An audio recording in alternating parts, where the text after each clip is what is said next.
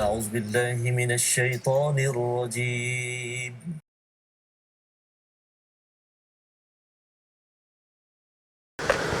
أعوذ بالله من الشيطان الرجيم بسم الله الرحمن الرحيم الحمد لله رب العالمين الرحمن الرحيم مالك يوم الدين إياك نعبد وإياك نستعين اهدنا الصراط المستقيم صراط الذين أنعمت عليهم غير المغضوب عليهم ولا الضالين.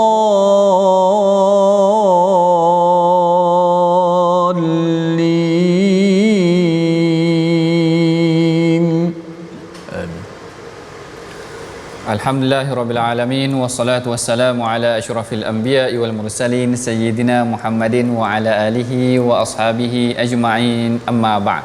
Assalamualaikum warahmatullahi wabarakatuh.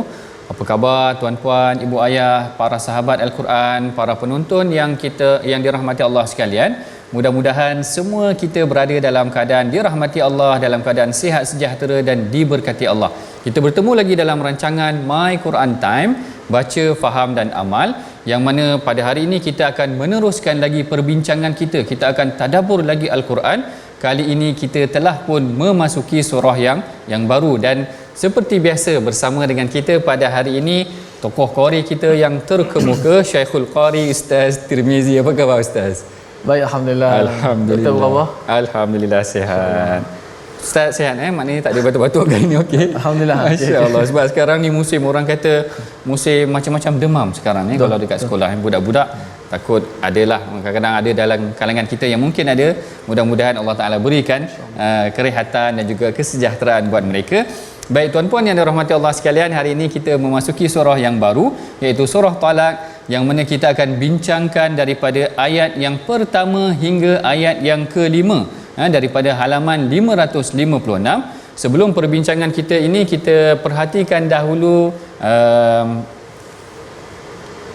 sinopsis. Saya terlupa perkataan tu. Sinopsis pengajian kita pada hari ini, iaitu daripada ayat yang pertama sehingga ayat yang kelima ini. Mari sama-sama tuan-puan kita perhatikan sinopsis kita pada hari ini, iaitu yang pertama kita akan membincangkan mengenai tentang hukum talak dan iddah serta buah ketakwaan dan tawakal.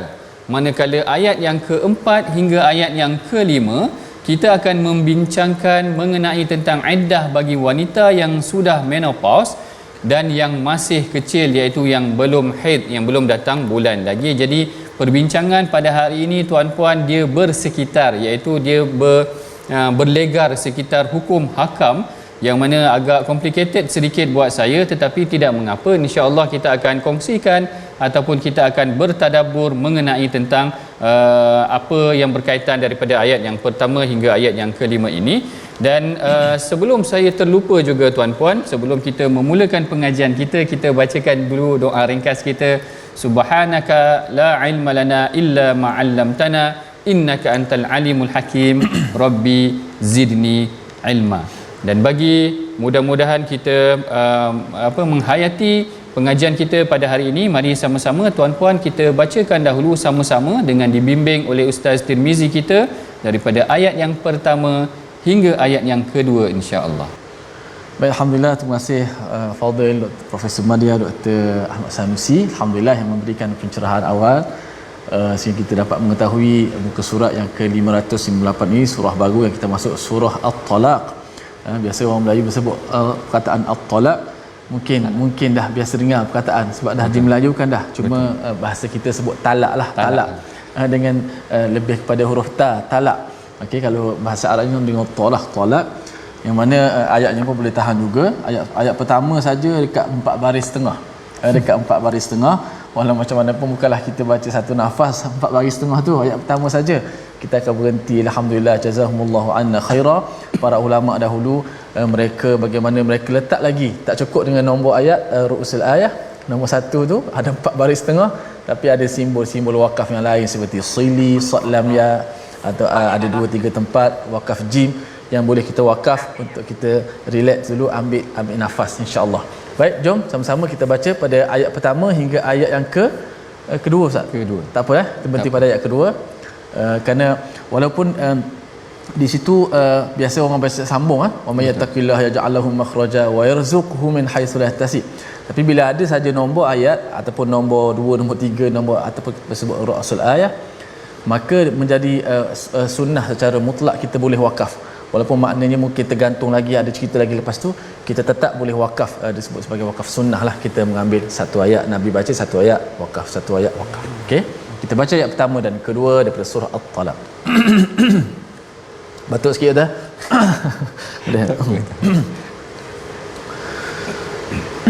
A'udzu billahi minasy syaithanir rajim.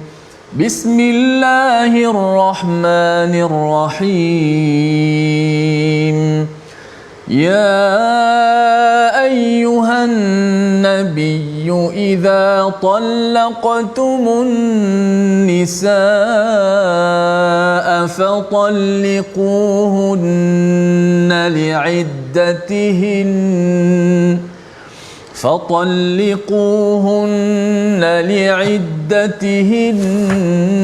وأحصوا العدة واتقوا الله ربكم لا تخرجوهن من بيوتهن ولا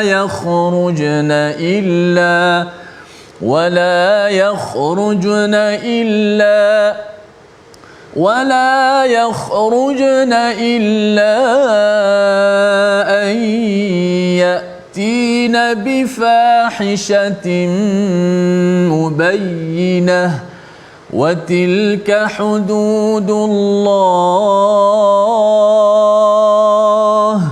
ومن يتعد حدود الله فقد ظلم نفسه لا تدري لعل الله يحدث بعد ذلك أمرا فإذا بلغن أجلهن فأمسكوهن بمعروف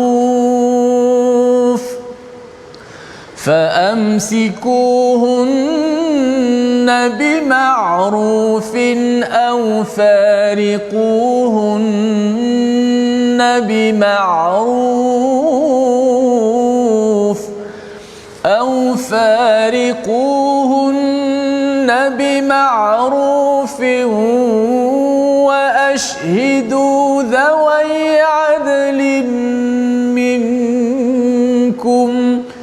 وأشهدوا ذوي عدل منكم وأقيموا الشهادة لله ذلكم يوعظ به من كان يؤمن بالله واليوم الآخر ومن يتق الله يجعل له مخرجا. Sadaqallahul azim. Dan Allah berfirman pada ayat yang pertama, wahai Nabi, apabila kamu dan engkau dan umatmu hendak menceraikan isteri-isteri, maka ceraikanlah mereka pada masa mereka dapat memulakan iddahnya, dan hitunglah masa iddah itu dengan betul serta bertakwalah kepada Allah.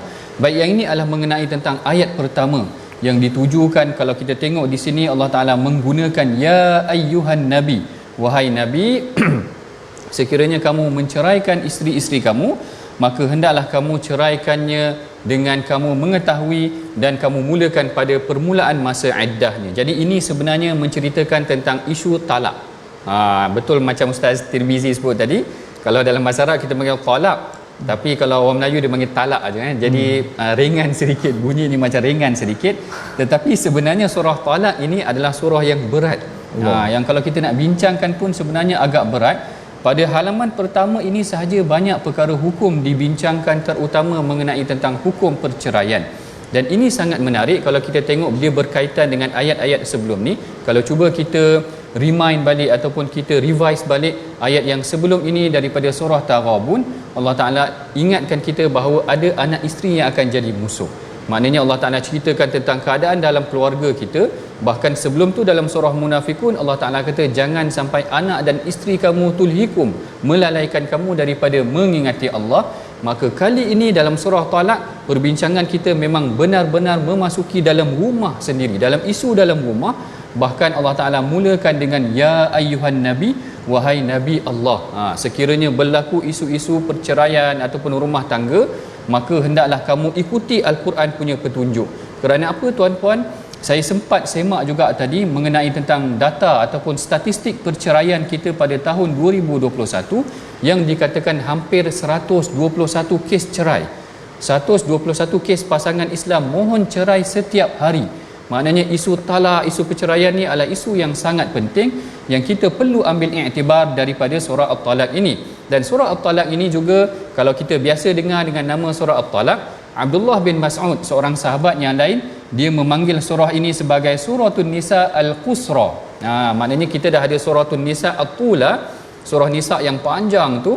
Surah At-Talaq ni digelarkan sebagai surah Nisa juga oleh Abdullah bin Mas'ud sebagai surah An-Nisa yang pendek, kerana perbincangannya memang mengenai tentang isu-isu berkaitan dengan wanita juga. Dan para ulama berselisih pendapat mengenai tentang sebenarnya surah Talaq ni adakah dia ditujukan kepada Rasulullah sahaja, kerana permulaan dia dengan ya ayyuhan nabi. Tetapi ini diperselisihkan. Menurut Syekh Tantawi, ini Syekh Tantawi punya pandangan, beliau mendatangkan tentang kisah Rasulullah sallallahu alaihi wasallam dikatakan pernah menceraikan isteri baginda. Allahu akbar. Sebab tu saya kata surah ni agak berat sikit saya nak cerita, kerana bukan sahaja dia melibatkan hukum hakam, bahkan dia melibatkan ada contoh daripada Rasulullah sallallahu alaihi wasallam sendiri. Baginda Nabi dikatakan pernah menceraikan Sayyidatina Hafsah, iaitu anak kepada Sayyidina Umar, yang mana setelah itu berlakunya dikatakan Rasulullah sallallahu alaihi wasallam rujuk balik, maknanya rujuk baliklah, maknanya tidak diteruskan perceraian tersebut. Manakala Al-Imam Ibn Ashur dia tak berapa setuju dengan kisah ni. Ni menariknya, Al-Imam Ibn Ashur kata kisah ini diriwayatkan oleh Al-Imam Nasa'i. Dia kata ada dua kisah yang diriwayatkan di dalam kitab-kitab hadis, dan dia kata kisah-kisah ini datang dengan jalan yang tidak sahih. Ini pada pandangan dia. Dia berpegang kepada pandangan Ibnul Arabi yang kata bi anna syai'an min dzalika lam yasih. Dia kata kisah yang Rasulullah menceraikan isteri baginda ataupun Hafsah adalah tidak sahih pada pandangan dia, dan dia mendatangkan kisah yang mana Sayyidina Umar pernah dengar yang Rasulullah dikatakan menceraikan isteri baginda. Lalu Umar sendiri datang berjumpa dengan Rasulullah. Umar tanya kepada Rasulullah, dia kata, apakah wahai Rasulullah engkau telah menceraikan isteri-isteri kau? Dia kata, ya Rasulullah, atallaqta nisa'aka, apakah engkau telah menceraikan isteri engkau? Maka Rasulullah kata, la allaitu minhunna syahran, aku cuma mengasingkan diri aku sebulan sahaja. Ini pandangan Al-Imam Ibn Ashur. Kalau kita tengok tadi ada dua pandangan. Pandangan yang pertama, Syekh Tantawi kata memang ayat ini berkaitan dengan kes perceraian Rasulullah sallallahu alaihi wasallam. Manakala yang kedua, Al-Imam Ibn Ashur kata tidak, ini adalah umum sahaja. Bahkan kisah perceraian Rasulullah dengan Hafsah dikatakan datang dengan jalan yang tidak sahih. Manakala kalau kita tengok dalam riwayat yang lain, kes perceraian ini bukan sahaja berlaku dalam keluarga yang berdekatan dengan Nabi, bahkan berlaku juga di sisi Sayyidina Abdullah bin Umar. Sayyidina Abdullah bin Umar dikatakan pernah menceraikan isterinya dalam keadaan isterinya sedang datang bulan. Lalu perkara ni diadukan kepada Rasulullah, fataghayyaza Rasulullah, Rasul marah. Maknanya kaedah cerai itu tak betul, Rasulullah kata. Rasulullah suruh rujuk semula. Yang ni yang disebutkan, dia kata Abdullah bin Umar rujuk semula, maknanya yang nak menunjukkan bahawa isu mengenai tentang perceraian ini harus ditangani dengan sangat cermat. Sebab tu bila Allah Ta'ala kata fatalliquhunna, boleh diceraikan, tetapi li'iddatihinna, dengan mengikut waktu iddah mereka, dengan diperhatikan wa ahsun iddah, dan kira betul-betul tempoh iddahnya. Dalam ayat kedua nanti kita cerita mengenai tentang tempoh iddah, tetapi pada ayat yang pertama ini saya nak gambarkan mengenai tentang bagaimana berlaku juga isu-isu perceraian pada zaman Rasulullah. Maka Allah Ta'ala turunkan satu ayat ataupun Allah Ta'ala turunkan satu surah menangani, menyantuni isu ini, dan Allah Ta'ala memberikan bimbingan kepada kita bagaimana sekiranya kita dah tak ngam ataupun dah tak berapa nak okey, dah tak boleh nak ditemukan jalan kebaikan ataupun perdamaian, maka boleh dikatakan berpisah tersebut. Manakala kalau kita tengok selepas daripada itu, yang ni yang saya suka, bab takwa ini, kalau ibu ayah tuan-puan perhatikan, dalam halaman pertama ini sahaja ada 5 ayat mengenai tentang talak ataupun tentang perceraian ini. Dalam 4 ayat Allah Ta'ala sebut tentang takwa. Menarik kan? Maknanya dalam urusan rumah tangga ni mesti disertakan dengan takwa. Kita menguruskan isteri kita kena dengan takwa, kita menguruskan anak-anak kita mesti dengan takwa. Ayat pertama Allah Ta'ala kata wattaqullaha rabbakum. Ayat pertama Allah Ta'ala sebut tentang bertakwalah kepada Allah dan Tuhan kamu. Ayat yang kedua Allah Ta'ala kata wa may yattaqillaha yaj'al lahu makhraja. Kalau engkau uruskan keluarga dengan takwa, Allah Ta'ala akan bagi jalan keluar. Kerana orang yang sedang nak menghadapi proses perceraian ni memang sedang kusut sebenarnya.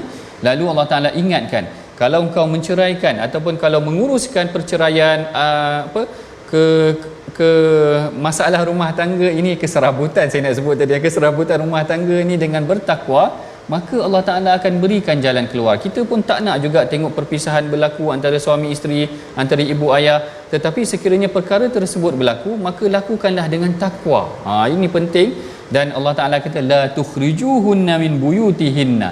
Jangan kamu keluarkan isteri kamu daripada rumah kamu, wala yakhrujna illa ayyatina bifahishatin mubayyinah. Dan dia pun tidak boleh mereka keluarkan, maknanya wanita isteri-isteri ni jangan dikeluarkan daripada rumah suami mereka, melainkan sekiranya mereka melakukan perbuatan keji, iaitu sekiranya isteri tersebut telah berzina, maka boleh dikeluarkan daripada rumah suaminya. Sekiranya dia tidak melakukan apa-apa kesalahan yang berat, mungkin berselisih pendapat sahaja, ataupun mungkin masak tak ada belacan ke, atau tak sedap ke, tak ngam dah lepas daripada itu, kalau diceraikan dengan talak raj'i, maknanya dengan talak yang boleh dirujuk semula, maka kalau menurut pandangan sebahagian besar ulama mazhab fiqh menyatakan tidak boleh dikeluarkan isteri tersebut. Yang ni berbeza pandangan. Kalau menurut mazhab Hambali, kalau tak silap saya, mazhab Hambali dan mazhab Hanafi, isteri tersebut tidak boleh dikeluarkan daripada rumah, kerana Allah Ta'ala kata la tadri la'allallaha yuhdithu ba'da dhalika amra. Mana tahu lepas daripada itu Allah Ta'ala melembutkan hati mereka, mereka boleh bersatu balik. Jadi Allah Ta'ala tidak membenarkan isteri-isteri yang telah diceraikan ni dizalimi, dikeluarkan daripada rumah lelaki mereka ataupun suami mereka.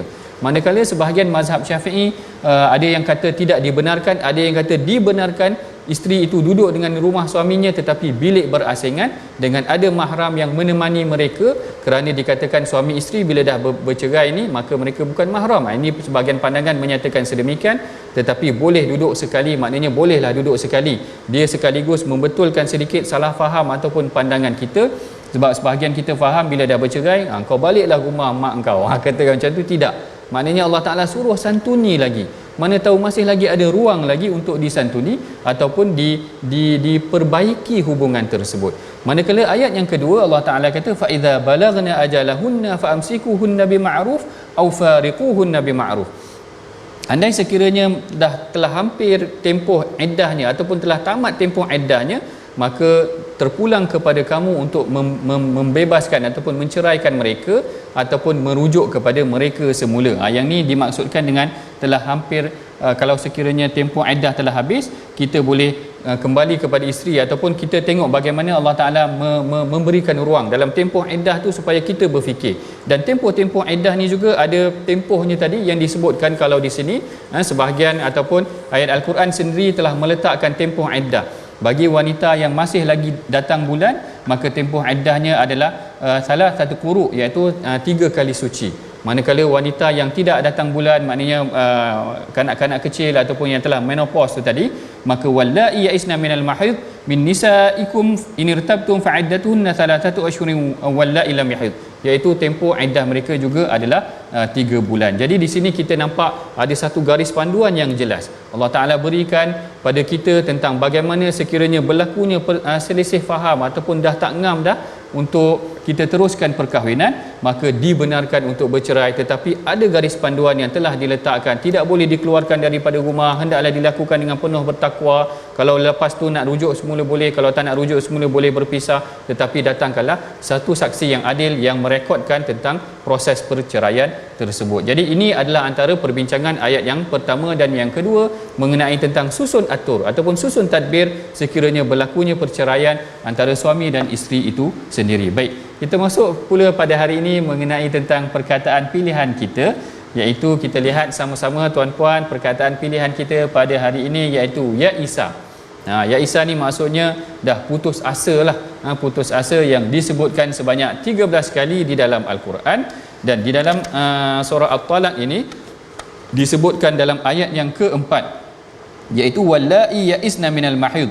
Di sini bukanlah maksudnya putus asa, tetapi maksudnya adalah telah terputus bulan ataupun telah terputus tempoh haid itu tadi, iaitu yang telah tidak datang haid lagi. Jadi di sini perbincangan kita, kalau kita boleh simpulkan, ayat yang pertama dan ayat yang kedua memfokuskan tentang isu perceraian. Rasulullah diingatkan oleh Allah Ta'ala, kalau berlaku perceraian maka kira iddahnya supaya boleh ditengok apakah ada zuriat lagi di dalam kandungan isterinya ataupun tidak, dilakukan dengan penuh takwa, tidak dikeluarkan daripada rumah mereka. Inilah turutan keadilan yang Allah Ta'ala telah letakkan kepada umat Islam, bagaimana panduan yang sepatutnya mereka laksanakan sekiranya berlakunya perselisihan ataupun perceraian sesama mereka. Oleh itu tuan-puan yang dirahmati Allah, kita tangguhkan dulu perbincangan kita dalam sesi yang pertama ini. Kita akan teruskan lagi selepas daripada ini. Jangan ke mana-mana. My Quran Time, baca, faham, amal.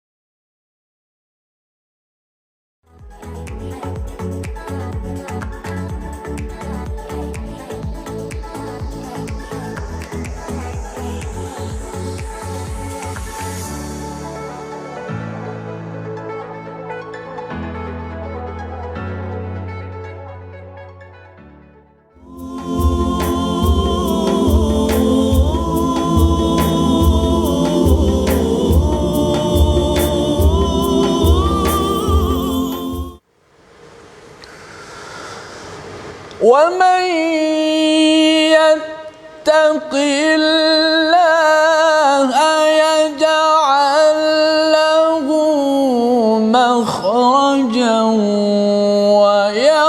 ويرزقه من حيث لا يحتسب ومن يتوكل على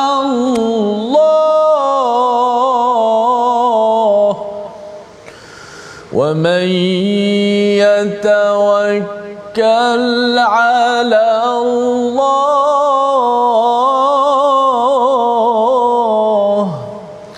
ومن يتوكل على الله فهو حسبه. Sadaqallahul azim. Dan barang siapa yang bertakwa kepada Allah, Allah Subhanahu wa taala akan mengadakan jalan keluar bagi permasalahan tersebut. Serta memberikan rezeki dari jalan yang tidak terlintas di hatinya. Dan ingatlah, sesiapa yang berserah diri, bertawakal bulat-bulat kepada Allah, maka Allah cukuplah baginya untuk menolong dan menyelamatkannya. Inilah hujung ayat kedua yang sentiasa kita dengar. Wa may yattaqillah, bahkan ada 4, seperti kata doktor tadi, ada 4 perintah untuk bertakwa kepada Allah, dan yang berbentuk wa may yattaqillah, dan barang siapa yang bertakwa. Ada 3 dalam muka surat ni. Yang pertama, ada yang kedua, nanti ada yang ketiga yang mungkin kita biasa dengar yang ni saja. Wa may yattaqillah yaj'al lahu makhraja, dan barang siapa yang bertakwa pada Allah, akan Allah adakan baginya jalan keluar daripada segala permasalahannya. Maka bila sebut surah At-Talaq ini, maka bukan saya tanya doktor kenapa banyak sangat ada wa may yattaqillah dalam ayat ini. Kata doktor menunjukkan perkara yang berkaitan dengan tolak ni, talak jangan main-main. Jangan kira nak kahwin je, lepas tu main lepas tangan, ataupun orang kata apa, habis madu macam mana? Habis madu sepahari buang. Habis madu sepahari buang.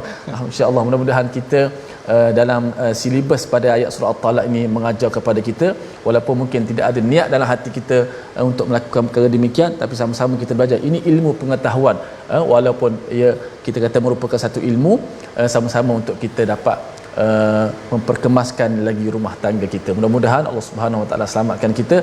Tapi andai kata doktor, andai kata tidak ada jalan lain lagi, mungkin jalan ini yang perlu dicari, tapi ada cara-cara, kaedah dia, supaya itulah kita kena bertakwa kepada Allah. Alhamdulillah. Baik, kita nak belajar sikit tajwid sebelum sambung pada ayat seterusnya. Kita lihat slide kita, iaitu pada ayat pertama tadi, wa may yata'adda hududallahi faqad zalama nafsah. Cuba fokus pada ayat faqad zalama nafsah. Bacaan kita Imam Hafs an Asim pada huruf qad, dal mati bertemu dengan dha. Hari itu kita dah belajar dal mati bertemu dengan dad pun kita baca secara izhar, faqad dhalla. Dal tu mesti dijelaskan mati, bunyi secara izhar mati tu. Faqad dha, ini jumpa dengan dha pun sama hukumnya. Imam kita Imam Hafs an Asim membacanya secara izhar. Maknanya macam mana? Faqad zalama nafsah, dal itu dijelaskan mati. Tak boleh kita baca faqad zalama nafsah. Kalau kita tak jelaskan dal mati, memang sukar sedikit tepat sini yang mana mudah untuk kita melakukan kesalahan, iaitulah dal tu ditenggelamkan seolah-olah dal tu dimasukkan ke dalam dha. Memang ada bacaan begitu, idgham. Maknanya dal tu diidghamkan, dimasuk ke dalam dha. Kalau tuan-tuan dengar tu, kalau dengar di luar negara orang baca itu dipanggil qiraat lain, bukan qiraat Imam Hafs. Itu qiraat Susi daripada Abi Amru. Tak silap saya, qiraat Susi memang terkenal dengan idgham. Sini mereka baca faqad zalama nafsah.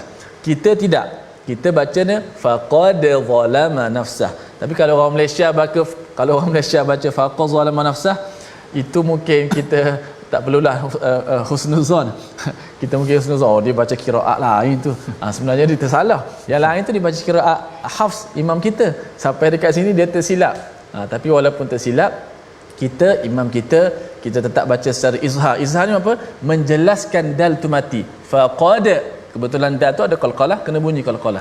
Faqad zalama nafsah, gitu. Wallahu a'lam. Wallahu alam. Terima kasih Ustaz Tirmizi atas pencerahan dan perkongsian mengenai tentang bacaan Al-Quran, sebutan huruf dan juga sifat-sifat huruf yang seharusnya kita jaga agar ianya tidak lari daripada apa yang telah digariskan oleh Rasulullah sallallahu alaihi wasallam. Baik, kita akan meneruskan lagi perbincangan kita. Kita dah tengok tadi ayat yang pertama dan ayat yang kedua. Allah Taala bagi garis panduan mengenai tentang perceraian. Bagaimana sebenarnya kalau perkahwinan dalam Islam pun kita ada elok susun tadbirnya, macam mana nak tunang, macam mana nak bernikah dan sebagainya. Begitu juga dengan perpisahan. Jangan waktu nak ambil lah, macam Ustaz Tirmizi katakan tadi, waktu nak berkahwin, nak berseronok, ikut tata syariat. Tetapi apabila nak berpisah, dah bergaduh, ditinggalkan begitu sahaja, dia zalimi, tidak diberikan nafkah, tidak diberikan tempat tinggal dan sebagainya. Ini adalah sangat tidak wajar, kerana Allah Ta'ala telah memberikan susunan sehingga Allah Ta'ala mengingatkan kita, wa may yata'adda hududallah, barang siapa yang melanggar hukum Allah, faqad zalama nafsah, maka sesungguhnya dia telah menzalimi diri dia. Bahkan bukan dia menzalimi dirinya, dia menzalimi juga orang-orang yang lain, isteri dia, bekas isterinya dan sebagainya. Ini kita kena jaga. Maknanya Allah Ta'ala telah memberikan satu garis panduan yang jelas mengenai tentang perpisahan ini. Hendaklah dijalankan dengan penuh takwa, jangan sampai kita menzalimi orang lain dan diri kita sendiri. Baik, kemudian kita akan masuk perbincangan yang seterusnya pada ayat 3 hingga ayat yang ke-5. Sebelum kita meneruskan perbincangan kita, suka juga saya untuk menyentuh sikit mengenai tentang, saya tengok ada komen-komen, ada yang dengar daripada Singapura, ada yang dengar ataupun yang menuruti daripada Finland pun ada. Finland masya-Allah, daripada luar negara.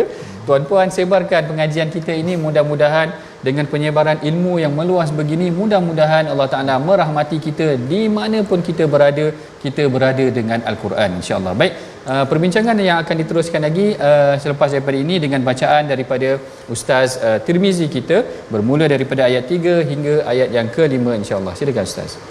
Baik, alhamdulillah sahabat-sahabat sekalian, terima kasih doktor. Kita nak sambung ayat ketiga hingga ayat kelima daripada surah At-Talaq ini, kerana sebagaimana saya sebut tadi, ada lagi dua perkataan statement daripada Allah Subhanahu Wa Taala, barang siapa yang bertawakal apakah dia akan dapat dengan sebab bertawakal, siapa yang bertakwa dia akan dapat sesuatu yang berharga daripada Allah Subhanahu Wa Taala. Tadi permudahkan, akan disediakan jalan keluar. Lepas ini ada lagi dua, wa may yattaqillah, apakah kelebihannya itu menjadi orang bertakwa. Mudah-mudahan kita semua tergolong dalam golongan orang-orang yang bertakwa, insyaallah. Amin ya rabbal alamin. أعوذ بالله من الشيطان الرجيم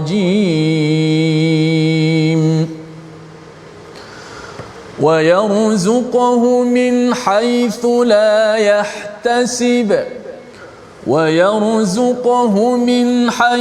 لا يحتسب ومن يتوكل على الله فهو حسبه إن الله بالغ أمره قد جعل الله لكل شيء قدرا واللائي يئسن من المحيض من نسائكم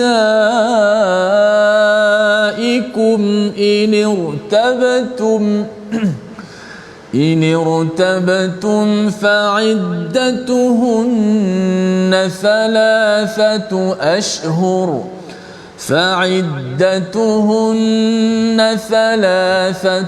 أشهر واللائي لم يحضن وأولاة الأحمال أجلهن أن يضعن حملهن ومن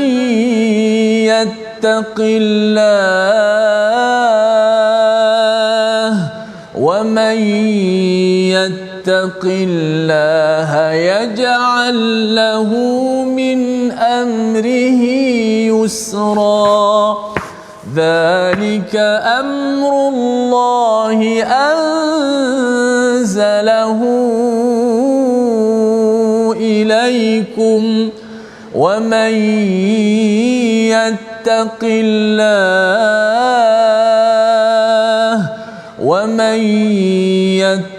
الله يكفر عنه سيئاته ويعظم له أجرا صدق الله العظيم. Sadaqallahul Azim. Ayat yang ketiga, Allah Ta'ala berfirman, serta memberinya rezeki dari jalan yang tidak terlintas di hatinya. Dan ingatlah sesiapa yang berserah diri bulat-bulat kepada Allah, maka Allah cukuplah baginya untuk menolongnya dan menyelamatkannya.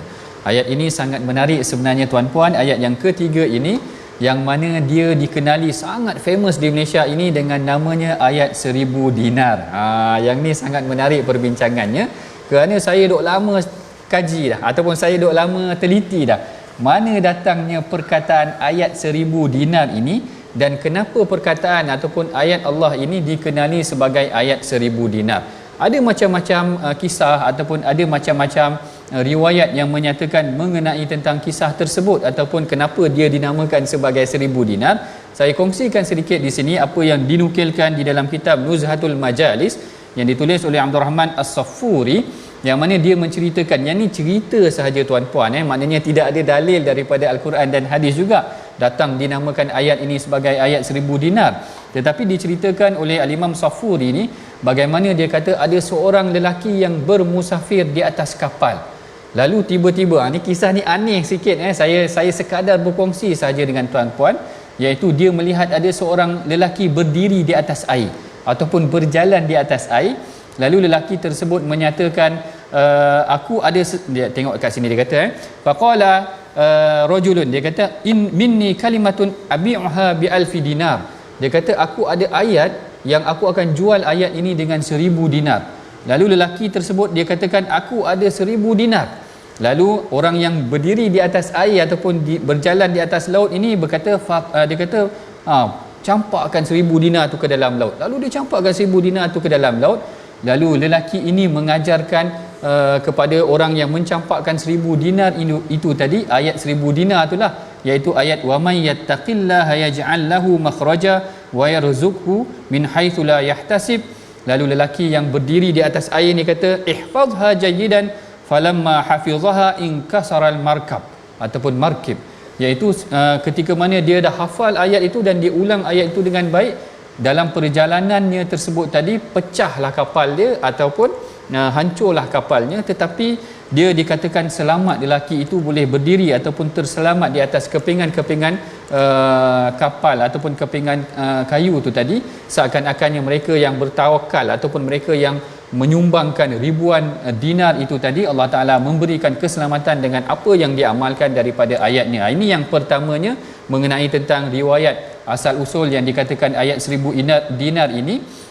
Katanya, kisahnya adalah diceritakan daripada kisah yang ditulis oleh Al-Imam Safuri ini, yang dia dengar bahawa ada seorang lelaki berjalan atas air yang mengajarkan kepada lelaki yang lain ayat wa may yattaqillah ini, dan diberikan ataupun dicampakkan ke dalam laut 1000 dinar tersebut. Ini yang saya dengar yang pertama.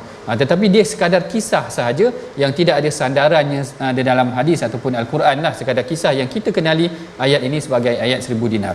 Manakala kisah yang kedua lebih menarik lagi, iaitu kisah yang dinukilkan ataupun diceritakan sendiri oleh Al-Imam Tabari. Yang ni yang ditulis oleh Al-Imam Ibnul Jauzi. Dia kata Al-Imam Tabari ni kita kenal, pakar tafsir. Dia kata satu hari aku datang ke Mekah dan ada seorang lelaki daripada Khurasan. Khurasan ni belah negara Tantan, Afghanistan, kalau tak silap saya lah, negara-negara yang Parsi ataupun Khurasan ini. Dia berdiri dan dia memberikan pengumuman kepada orang yang mendengar. Dia minta tolong. Dia kata siapa yang terjumpa bungkusan aku punya, di dalam tu ada 1000 dinar. Dia kata siapa yang terjumpa pulangkan kepada aku. Lalu datang seorang lelaki tua yang sangat miskin, namanya adalah Abu Ghiyas. Abu Ghiyas ni kata kalau aku boleh pulangkan balik 1000 dinar engkau tu ataupun bungkusan engkau tu, mengapa tak boleh ke engkau bagi kepada dia 10%? Maknanya bagilah 100 dinar kepada lelaki tersebut tu tadi. Maka lelaki tua lelaki Khurasan yang pemilik asal 1000 dinar tu kata tadi tak boleh. Aku memang takkan bagi orang dah. Maknanya apa yang aku ada tu tadi. Lalu lelaki tua ni balik, rupanya Abu Ghiyas ni tadi, lelaki tua yang miskin ni tadi, dialah yang menjumpai 1000 dinar tu tadi. Dan dia bila dia bawa balik, isterinya pun tahu yang dia terjumpa 1000 dinar, tetapi baiknya Abu Ghiyas ini dia tidak menggunakan harta tersebut. Lalu dia ceritakan kepada isterinya, tadi aku jumpa 1000 dinar, kemudian ada lelaki di Mekah tanya, siapa yang ada jumpa ni? Aku tanya kepada dia, boleh tak kalau kita dapat 10%? Sekarang ni kalau orang minta 10% dan sebagainya, lelaki Khurasan tu kata tak nak bagi. Lalu isteri dia kata kau nego lagi, mana tahu nanti kau akan dapat mungkin 10 dinar dan sebagainya. Lalu dia jumpa lagi lelaki Khurasan tadi, minta 10 dinar pun tak boleh, minta 1 dinar pun tak boleh. Akhirnya lelaki tu kata, aku sebenarnya akulah yang menjumpa 1000 dinar kau ni tadi, dan kau pun tak berikan apa-apa. Dan tengok ketakwaan lelaki tersebut, walaupun jumpa 1000 dinar, dia boleh pulangkan semula. Dia tak ambil lelaki tersebut tu punya harta, sehingga kan dia pulangkan kembali. Lalu lelaki tersebut beredar begitu sahaja, macam orang terpinga-pinga. Maknanya kita dah jumpa duit tu, patutnya bila kita dah pulang kan tu, orang tu bagilah sikit upah, senyum, terima kasih ke apa ke. Tapi lelaki Khurasan tu beredar macam tu aja, sehinggalah lelaki ni dikatakan maknanya bertakwalah, tidak ambil duit orang dan sebagainya. Akhirnya esok lelaki itu datang dengan memberikan sumbangan 1000 dinar ataupun beberapa keperluan yang mencukupi buat keluarga tersebut. Lalu bagi menutup kisah ini, Al-Imam Tabari menukilkan ayat wa may yattaqillaha yaj'al lahu makhraja. Siapa yang bertakwa kepada Allah, macam Abu Ghiyas tadi, dia bertakwa kepada Allah walaupun hidup dia susah, walaupun anak isteri ramai dan sebagainya, dia tetap bertakwa kepada Allah. Akhirnya Allah Ta'ala memberikan dia jalan keluar. Yang ni dua kisah yang saya jumpai berkaitan tentang 1000 dinar. Dia tidaklah mempunyai mana-mana dalil yang khusus, tetapi dia mengingatkan kepada kita tentang pentingnya takwa dalam hidup kita. Tengok kisah Abu Ghiyas tadi, keluarga susah, anak-anak ramai dan sebagainya, rumah nak roboh dan sebagainya, tetapi dia tetap tidak ambil duit orang. Ini sangat penting tuan-puan. Hari ini kita banyak menzalimi orang, ambil duit orang dan sebagainya, kemudian kita tampal kat rumah kita ayat 1000 dinar, sedangkan kita tidak bertakwa kepada Allah. Ini peringatan buat diri kita. Dan menariknya di sini bagaimana macam yang disebut oleh Ustaz Tirmizi tadi, maknanya Allah Ta'ala dalam setiap ayat ni akan mengingatkan tentang takwa. Yang ni saya nak sentuh dalam perbincangan kita yang kedua ni. Maknanya dalam isu perceraian mesti disertai dengan takwa. Ayat pertama wattaqullaha rabbakum, kemudian ayat yang kedua mengenai tentang takwa ini Allah Taala cerita tentang buah-buahnya ataupun apakah hasil kita bertakwa. Allah Taala kata yang pertama, siapa yang bertakwa kepada Allah, Allah Taala akan memberinya jalan keluar, iaitu makhraja. Kedua, Allah Taala kata wa may yattaqillaha yaj'al lahu min amrihi yusra. Siapa yang bertakwa kepada Allah Taala, Allah Taala akan mudahkan urusan dia. Ini yang paling kita nak. Waktu kita bergaduh dengan isteri kita dalam urusan rumah tangga kita, kita dah lupa dah. Maknanya yang memberikan kelembutan hati dia adalah Allah Taala. Waktu kita gaduh kan, kadang-kadang kita gaduh tengok muka bini kita pun tak boleh, katakanlah macam tu. Katakan macam tu. Tetapi kita lupa yang melembutkan jiwa manusia adalah Allah. Lalu Allah Ta'ala kata wa may yattaqillaha yaj'al lahu min amrihi yusra. Siapa yang bertakwa kepada Allah Ta'ala, Allah Ta'ala akan mudahkan urusan dia. Kalau dia bercerai kerana dia tak ada duit, isteri tak ada duit, suami tidak ada duit, mudah-mudahan kalau dia bertakwa menguruskan rumah tangganya dengan baik, maka Allah Ta'ala akan memudahkan urusan dia. Dan yang paling penting lagi, yang ketiganya Allah Ta'ala sebut dalam ayat yang kelima, wa may yattaqillaha yukaffir anhu sayyi'atihi. Siapa yang bertakwa kepada Allah Ta'ala, Allah Ta'ala akan membersihkan dosa-dosa dia. Kita dalam pengurusan rumah tangga, kita tidak sedar kadang-kadang kita menzalimi anak isteri kita. Allahu Akbar. Ini yang kita tak nak. Kita kadang-kadang kita menzalimi anak isteri kita. Sebab tu Allah Taala ingatkan. Rasulullah sallallahu alaihi wasallam sendiri ingatkan dalam sebuah hadis. Ketika mana Rasulullah ingatkan para suami, dia kata ittaqullaha fi nisaikum. Takutlah Allah kepada isteri-isteri kamu. Maknanya takutlah Allah Taala dalam pengurusan kamu terhadap isteri-isteri kamu. Fa innakum akhadhtumuhunna bi amanillah. Kamu dulu ambil isteri kamu dengan akad tu menyebut nama Allah.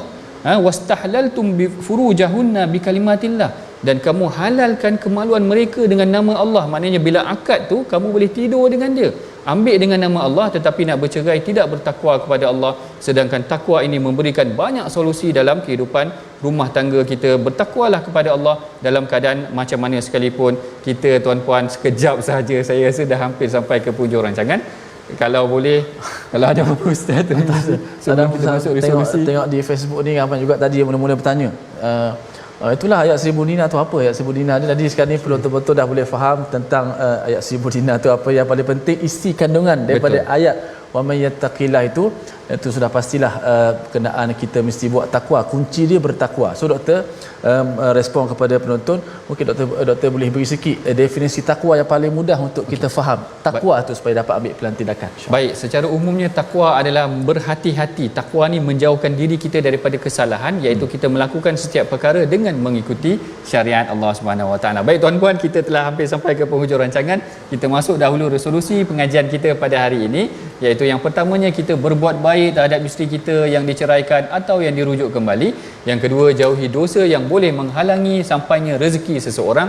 Dan yang ketiga, melaksanakan hukum syariat dan penyerahan diri kepada Allah Subhanahu Wa Taala sahaja. Bagi memberkati pengajian kita, saya persilakan Ustaz Tirmizi untuk membacakan doa, insya-Allah. Bismillahirrahmanirrahim. Alhamdulillahirabbil alamin wassalatu wassalamu ala asyrafil anbiya'i wal mursalin wa ala alihi washabbihi ajma'in. Allahumma ja'alna minal mu'minin, Allahumma ja'alna minal muttaqin, Allahumma ja'alna minal maqbulin.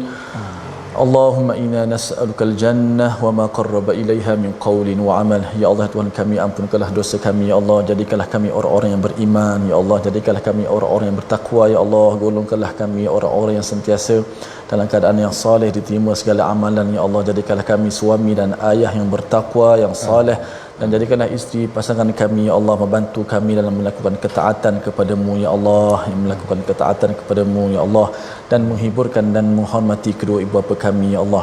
Amin ya rabbal alamin, walhamdulillahi rabbil alamin. Alhamdulillah, terima kasih kepada semua sahabat-sahabat pencinta Al-Quran. Selesai sudah muka surat 558. Kita dah dengar tadabbur yang begitu menarik. Walaupun surah At-Talaq nampak bunyi talak tapi banyak betul ilmu yang kita dapat daripada Profesor Madya Dr. Ahmad Sanusi. InsyaAllah akan berkongsi bersama kita lagi, dan mudah-mudahan ilmu dapat sama-sama kita amalkan dan pegang dalam kehidupan kita insyaAllah. Saya mengajak semua sahabat-sahabat untuk terus menyumbang dalam tabung gerakan Al-Quran, dan jangan lupa kita untuk sentiasa saksikan ulangan My Quran Time malam ini dan juga esok pagi. Moga-moga kita semua bahagia dengan Al-Quran. Amin ya rabbal alamin. My Quran Time, baca, faham, amal. Assalamualaikum.